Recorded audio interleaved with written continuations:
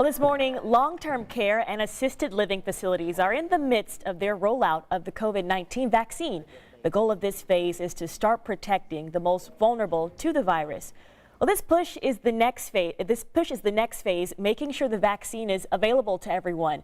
Karen is live this morning with how this rollout is happening in central Indiana. Good morning, Karen.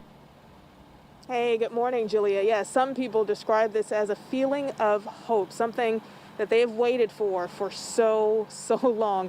And this could be the first step for many of these staff and residents of long-term care facilities, because now they can soon, of course, await to see and hug their families again, as opposed to seeing them through windows and, celebrating events and birthdays, even on the Zoom platform. And one of those people, Dolores Williams, she's 86 years old, and she celebrated Christmas with her family through a window.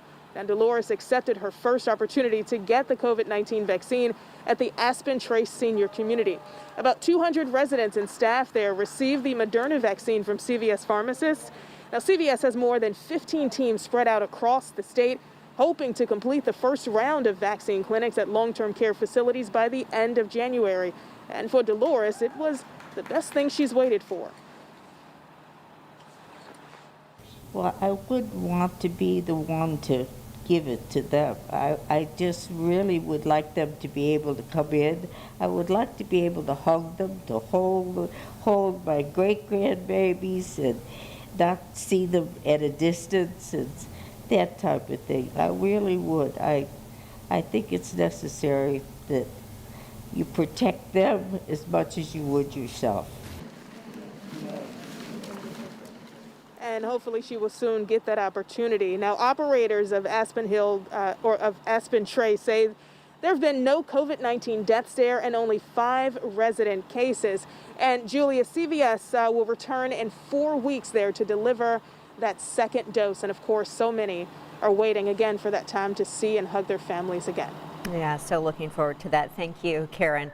So once people in long-term care facilities get their vaccine, who is next? Well, the CDC released a list of who should get priority after healthcare workers and long-term care facilities. Up next are people 75 and older, along with frontline essential workers, people like teachers, police officers, and grocery store employees.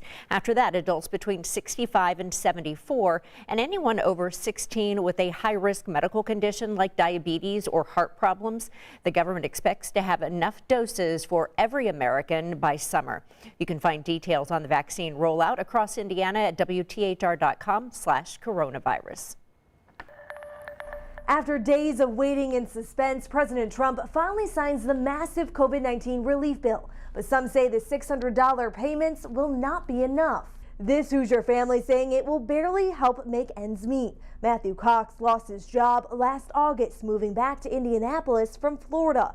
Matthew is scraping together about $300 a week driving for DoorDash while he waits for unemployment benefits that he applied for 5 months ago. His family is now left playing the game of what bill they can afford next.